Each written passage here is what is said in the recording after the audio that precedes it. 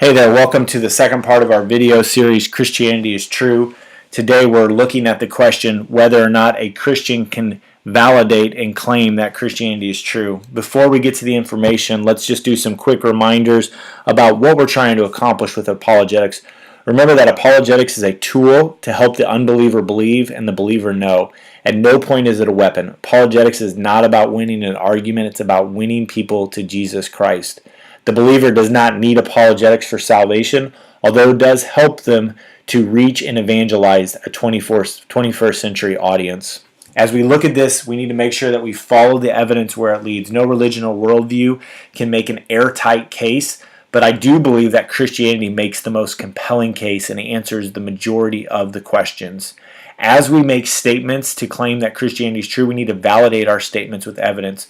Also, as people push back and they say things like Christianity is not true, Jesus never rose from the dead, they have that right to make that statement, but we then need to challenge them and say, what evidence do you have to support your statement? And finally, we need to remember that the believer still needs faith. We will not be able to answer every single question. The Bible calls us to faith. However, it does not call us to blind faith. So today we want to wrestle with the question, can a Christian actually demonstrate that Christianity is true? And it would be my contention that this can be done. Now, here in front of us is an argument to show that Christianity is true. It's a 12-point syllogism. And I know right now you might be thinking, whoa, I am way over my head. I promise you, you guys can know this information. Here, I'm going to reduce it down here for you real quick. We just have 5 points that we want to focus on, the things in red.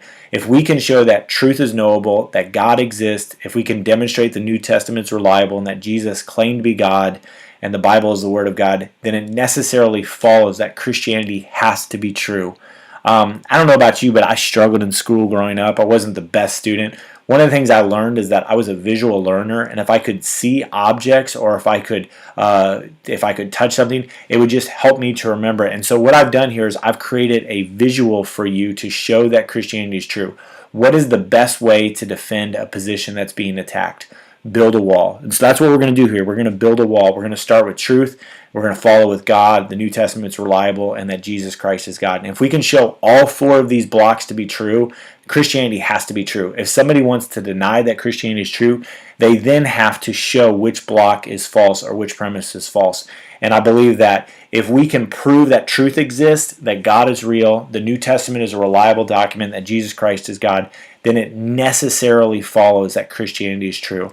However, if someone wants to disagree, they must show which premise is false. We need to make sure that they validate their objection. So let's go ahead and get started with truth and see why we have to start with truth. In order to say that Christianity is true and other religions false, truth must be first established. Let's have a working definition for truth. I like this one. It's simple and it's to the point.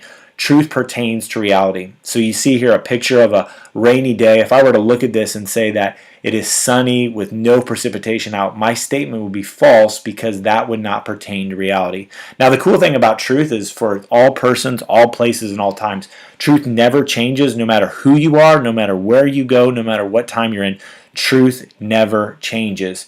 And the beauty of truth is that it's really undeniable. Someone who is denying that truth exists is making a truth claim themselves.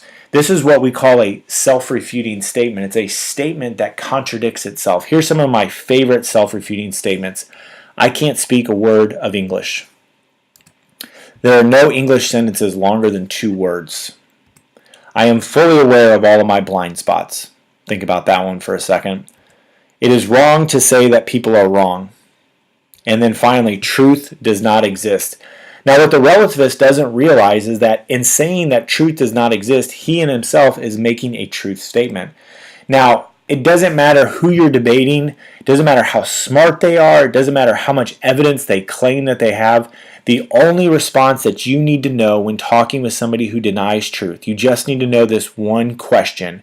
And it's the question of, is what you just said true?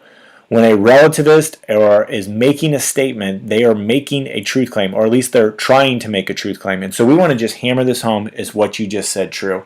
So if they say to you, truth does not exist, is what you just said true?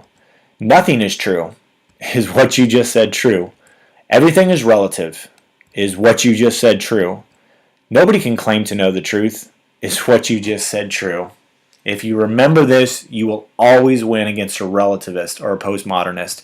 Here's my information. Shoot me any questions if you have them.